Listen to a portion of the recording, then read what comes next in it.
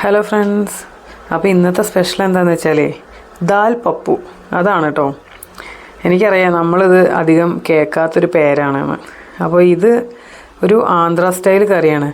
അതുപോലെ തന്നെ കർണാടകയിലും ഫേമസ് ആയിട്ട് ഉണ്ടാക്കുന്ന ഒരു കറിയാണ് കേട്ടോ ഇത്. ഈ കർണാടകയിലെ സദ്യയല്ലേ, ഞാനിത് മുന്നേ വീഡിയോ ഇട്ടിട്ടുണ്ടായിരുന്നു. അതിൽ അവർ സെർവ് ചെയ്യുന്ന ഒരു കറി കൂടിയാണിത്. ചീര വെച്ചിട്ടാണ് കേട്ടോ ഇത് മെയിനായിട്ട് ഉണ്ടാക്കുന്നത്. ഇവിടെ നിങ്ങൾക്കറിയാമല്ലോ പല വെറൈറ്റി ചീരകൾ കിട്ടും. അപ്പോൾ ഞാൻ ഇപ്രാവശ്യം വാങ്ങിയത് ഈ ഒരു ടൈപ്പ് ചീര. ഇത് നമ്മളെ നാട്ടിലെ ടൈപ്പ് ചീരയാണ് കേട്ടോ. അപ്പോൾ സാധാരണ ഞാൻ പാലക്കാണ് വാങ്ങാറ്. ഇപ്രാവശ്യം ഈ ടൈപ്പാണ് വാങ്ങിയത്. അതിൻ്റെ കൂടെ തന്നെ ഈ ഒരു ചീരയും കൂടെ വാങ്ങി. ഇത് എന്തിൻ്റെ ഇലയെന്ന് മനസ്സിലായോ? നമ്മുടെ ഉലുവല്ലേ, നമ്മൾ ഉലുവ, ആ ഉലുവയുടെ ഇലയാണ് കേട്ടോ ഇത്, മേത്തി ലീഫ്. അപ്പോൾ ഈ ഇലയും ഇതിലേക്ക് നമ്മൾ ആഡ് ചെയ്യുന്നുണ്ട്. അപ്പോൾ ഈ രണ്ട് വെറൈറ്റി ഇലയാണ് കേട്ടോ ഈ കറിയിലേക്ക് നമ്മൾ ആഡ് ചെയ്യുന്നത്. നമുക്ക് ചീര മാത്രം വെച്ചിട്ട് നമുക്ക് ഈ ഒരു കറി ഉണ്ടാക്കാം കേട്ടോ. അപ്പോൾ ഇതിലേക്ക് ഞാൻ കുറച്ച് മേത്തി ലീവ്സും കൂടെ ആഡ് ചെയ്യാമെന്ന് വിചാരിച്ചു. ഇവിടെ ഒരുവിധം ഇങ്ങനെ ഉണ്ടാക്കുന്ന ഈ ദാൽ പപ്പു എന്ന് പറഞ്ഞ കറിയിലൊക്കെ ഒരുവിധം ഇത് കാണാറുണ്ട് കേട്ടോ. അപ്പോൾ അതുകൊണ്ടാണ് ഞാൻ ഇതും കൂടെ എടുക്കാൻ കാരണം. മേത്തി ലീവ്സ് ഞാൻ ഒരുപാടൊന്നും എടുത്തില്ല കേട്ടോ. ആകെ ഇത്രയും ഞാൻ എടുത്തിട്ടുള്ളൂ കേട്ടോ മേത്തി ലീവ്സ്. ബാക്കിയെല്ലാം നമ്മുടെ സാധാ ചീരയാണ് ഇതിലേക്ക് ഇട്ടത്. അപ്പോൾ ഇത് ഉണ്ടാക്കാനൊരു മെയിൻ കാരണം കൂടെ ഉണ്ട്. കാരണം എന്താണെന്നറിയോ? നാളികേരം ചിരവാനുള്ള മടി. അപ്പോൾ നാളികേരം ചിരവിയിട്ട് വേണമല്ലോ നമ്മുടെ ചീരക്കറി ഉണ്ടാക്കാൻ. അപ്പോൾ അത് നാളികേരം ചിരവാനുള്ള ഒരു മടി കാരണമാണ് ഇങ്ങനെ ഒരു തീരുമാനത്തിലേക്ക് എത്തി. അപ്പോഴാണ് ഞാൻ ഓർത്തത്, ഞാനിത് ഉണ്ടാക്കി വീഡിയോ ഇട്ടിട്ടില്ലല്ലോ എന്നുള്ളത്. അപ്പോൾ വിചാരിച്ച് നിങ്ങൾക്കും കൂടെ കാണിച്ചു തരാമെന്ന് വിചാരിച്ച് അങ്ങനെ ഒരു തീരുമാനത്തിലെത്തി കേട്ടോ. അപ്പോൾ ഇതിലേക്ക് വേണ്ട ചീര ഞാൻ അരിഞ്ഞെടുക്കുകയാണേ. അപ്പോൾ മേത്തി ലീവ്സ് അത്രയേ ഉള്ളൂ. ബാക്കിയെല്ലാം ഞാനിനി നമ്മുടെ സാധാ ചീരയാട്ടോ എടുക്കുന്നത്. അപ്പോൾ ചീര അരിഞ്ഞെടുക്കട്ടെ. അതുപോലെ ഞാൻ ഒരു 4 പച്ചമുളകും കുറച്ച് വെളുത്തുള്ളിയും ഒരു തക്കാളി ഞാൻ അവിടെ എടുത്ത് വെച്ചിട്ടുണ്ട്. അതുപോലെ തന്നെ 2 വെല്ലുള്ളി ഞാൻ അരിഞ്ഞ് നന്നാക്കി വെച്ചിട്ടുണ്ട് കേട്ടോ. അപ്പോൾ ഇതിലേക്ക് വേണ്ട ദാൽ ഞാൻ വേവിച്ച് വെച്ചിട്ടുണ്ട് ആദ്യം തന്നെ. അപ്പോൾ ഇത് കുക്ക് ചെയ്ത ദാലാണ്. അപ്പോൾ നമ്മുടെ സാധാ പരിപ്പാണ്, തുവരപ്പരിപ്പ്, നമ്മുടെ സാമ്പാർ പരിപ്പ്, അതാണ് കേട്ടോ ഇതിലിട്ടിരിക്കുന്നത്. അപ്പോൾ അത് ഞാൻ ഒരു വിസിലടിച്ച് കുക്ക് ചെയ്ത് വെച്ചാണ്. ഇനി ഇതിലേക്ക് ഞാൻ ചീരയും കൂടെ ഇട്ടിട്ട് ഒന്ന് കുക്ക് ചെയ്തെടുക്കുകയാണ് കേട്ടോ. അപ്പോൾ ഇത് ഞാൻ ഒരു വിസിലും കൂടെ ഞാനിതിൽ അടുപ്പിക്കുന്നുണ്ട്. ഈ ചീര ഒന്ന് നല്ലപോലെ കുക്കായി കിട്ടാൻ വേണ്ടിയിട്ടാണ്. അപ്പോൾ അതിലേക്ക് ഒരു 1/2 ടീസ്പൂൺ മഞ്ഞൾപ്പൊടി ഞാൻ ആഡ് ചെയ്ത് കൊടുത്തിട്ടുണ്ട് കേട്ടോ. ഇതിലേക്ക് ആവശ്യത്തിനുള്ള ഉപ്പ് ഇട്ട് കൊടുക്കാം. അതുപോലെ തന്നെ ഒരു 1/4 ഗ്ലാസ് വെള്ളവും കൂടെ ഞാൻ ഇതിലേക്ക് ഒഴിച്ചു കൊടുക്കുന്നുണ്ട്. ഓൾറെഡി ഇതിൽ വെള്ളം ഉണ്ട്, പക്ഷേ ഇനി അടി പിടിക്കണ്ട എന്നുള്ള ഒരു ഇതിന് വേണ്ടിയിട്ട് ഒരു അര ഗ്ലാസ് ഇല്ല 1/4 ഗ്ലാസ് വെള്ളമേ ഒഴിച്ചു കൊടുത്തിട്ടുള്ളൂ. ഇനി ഇത് നമുക്ക് ഒരു വിസിലടിപ്പിക്കുക കേട്ടോ. ഒരു കാര്യം എന്താ പറയാനുള്ളതെന്ന് വെച്ചാൽ ഇവിടെ ഉള്ളവർ കുക്കറിൽ വിസിലടിക്കാറില്ല കേട്ടോ. ഞാനിതൊരു എളുപ്പപ്പണിക്ക് വേണ്ടിയിട്ടാണ് ഈ ഒരു രീതി ചെയ്യുന്നത്. അപ്പോൾ നമ്മുടെ പരിപ്പും ഇലകളും ഒക്കെ നല്ലപോലെ കുക്കായി വന്നിട്ടുണ്ട്. ഇത് നമുക്കൊരു സൈഡിലേക്ക് മാറ്റി വയ്ക്കാം. ഇനി നമുക്ക് വേണ്ടത് ഒരു പാനാണ്.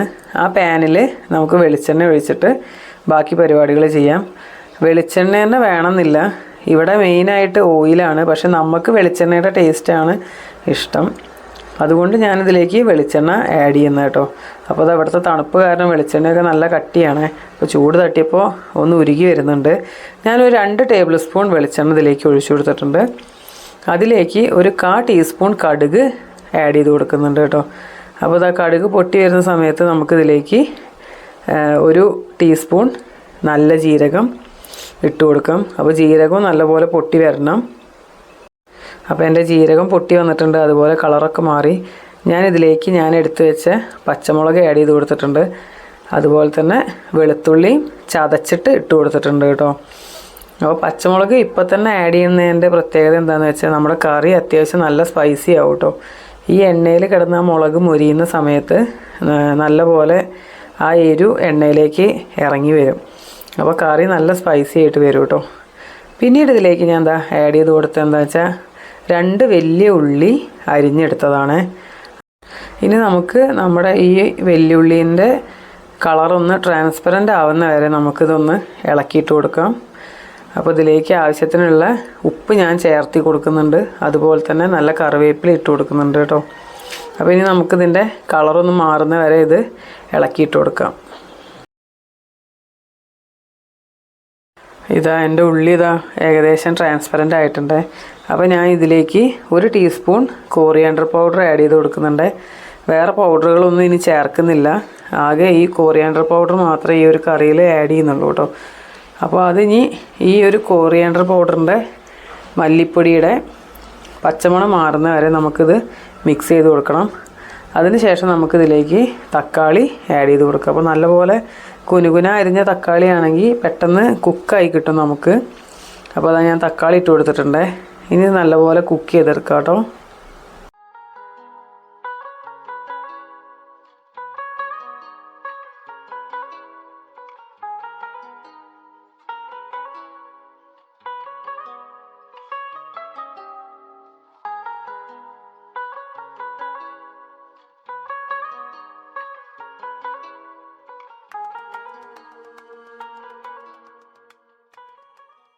അപ്പോൾ ഇതാ എൻ്റെ തക്കാളിയൊക്കെ റെഡിയായി വന്നിട്ടുണ്ട്. ഒരുപാട് കുക്കായി മിക്സ് ആവുമൊന്നും വേണ്ട കേട്ടോ. അങ്ങനെ അതിൻ്റെ ആവശ്യമില്ല. നമുക്ക് ഈ തക്കാളിയും ഉള്ളിയൊക്കെ നമ്മുടെ കറിയിൽ ഇങ്ങനെ കാണണം. വേവിച്ച് വെച്ച പരിപ്പും ചീരയൊക്കെ ഞാൻ എൻ്റെ ആ ഒരു ഉള്ളിയുടെ കൂട്ടത്തിലേക്ക് ആഡ് ചെയ്ത് കൊടുത്തിട്ടുണ്ട്. ഇനി ഇത് നല്ലപോലെ തിളപ്പിച്ചെടുക്കണം. ഒരുപാട് കറി വേണമെന്നുണ്ടെന്നുണ്ടെങ്കിൽ കുറച്ച് ചൂടുവെള്ളം ഒഴിച്ചിട്ട് നമുക്കിത് കറി പോലെ കുറച്ച് നീളത്തിൽ വെക്കാം. ഞാനിത് കുറച്ച് കട്ടിയായിട്ടാണ് വെക്കാൻ വിചാരിക്കുന്നത്. കട്ടിയായിട്ട് കഴിക്കാനാട്ടോ ടേസ്റ്റ്. അപ്പോൾ ഇത് ഞാനിത് കട്ടിയായിട്ടാണ് ആക്കുന്നത്. അപ്പോൾ നല്ല പോലെ തിളപ്പിച്ചെടുക്കണം. ഒന്നും കൂടെ വറ്റിച്ചെടുക്കാനുള്ള പരിപാടിയാണ് കേട്ടോ. അപ്പോൾ ഇതാ നല്ല പോലെ തിളച്ച് വറ്റിച്ച് നമുക്ക് എടുക്കാം. നമ്മുടെ കറി റെഡി ആയിട്ടുണ്ട് കേട്ടോ. ഇതിനി ഒന്നും ചെയ്യാനില്ല. നമ്മൾ ചോറിൻ്റെ കൂടെ കഴിച്ചാൽ മതി. അപ്പോൾ ഇതാ നല്ല ബ്രൗൺ റൈസിൻ്റെ കൂടെ നമുക്ക് ഒന്ന് കഴിച്ചു നോക്കാം കേട്ടോ. ഇലക്കറികളൊക്കെ കൂട്ടുമ്പോൾ അതിൻ്റെ കൂടെ കേട് കൂട്ടിയിട്ടൊന്ന് കഴിച്ചു നോക്കൂ കേട്ടോ. നല്ല അടിപൊളി ടേസ്റ്റാണ്. ഒരു പപ്പടവും. അതാണ് കേട്ടോ എൻ്റെ ഇന്നത്തെ ലഞ്ച്. അപ്പോൾ ഇതാ എല്ലാവരും ഇതുപോലെ ഒന്ന് ചീര കിട്ടുമ്പോൾ വെച്ച് നോക്കണേ. അപ്പോൾ ഇതാ ദാൽ പപ്പു, അതാണ് കേട്ടോ ഇന്നത്തെ സ്പെഷ്യൽ. ഇതൊരു ആന്ധ്ര സ്റ്റൈല് കറിയാണ്. അപ്പോൾ ഞാൻ എന്തായാലും കഴിച്ചു നോക്കട്ടെ. അപ്പോൾ ഇതിൻ്റെ കോമ്പിനേഷനായിട്ട് ഞാൻ എടുത്തിരിക്കുന്നത് കേടാണ് കേട്ടോ. പിന്നെ ഒരു പപ്പടവും. അപ്പോൾ ഇന്ന് വേറെ സൈഡൊന്നും ഉണ്ടാക്കിയിട്ടില്ല. ഇന്ന് ഇതുതന്നെയാണ് മെയിനായിട്ട് ഞങ്ങളെ ഫുഡ്. അപ്പോൾ ഞങ്ങളെ ലഞ്ച് ഇതാണ് ഇന്നത്തെ. അപ്പോൾ ഞാൻ കഴിച്ചു നോക്കട്ടെ എങ്ങനെ ഉണ്ടെന്ന്.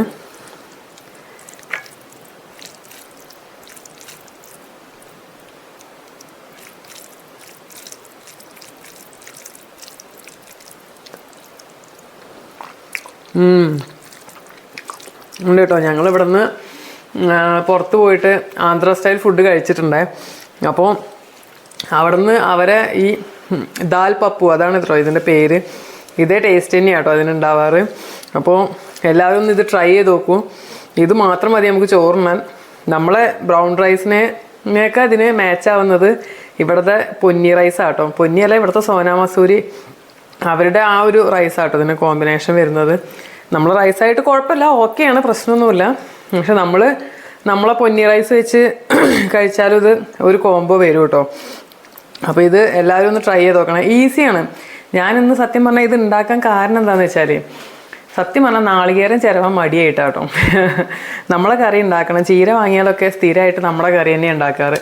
അപ്പോൾ അങ്ങനെ കറി ഉണ്ടാക്കണം തന്നെയായിരുന്നു ആഗ്രഹിച്ചതും.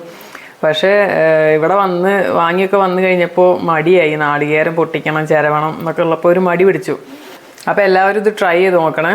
എൻ്റെ ചാനൽ സബ്സ്ക്രൈബ് ചെയ്യാൻ വിട്ടുപോയവരെ ഒന്ന് ചാനൽ സബ്സ്ക്രൈബ് ചെയ്ത് എന്നെ ഒന്ന് സപ്പോർട്ട് ചെയ്യണേ. ബൈ.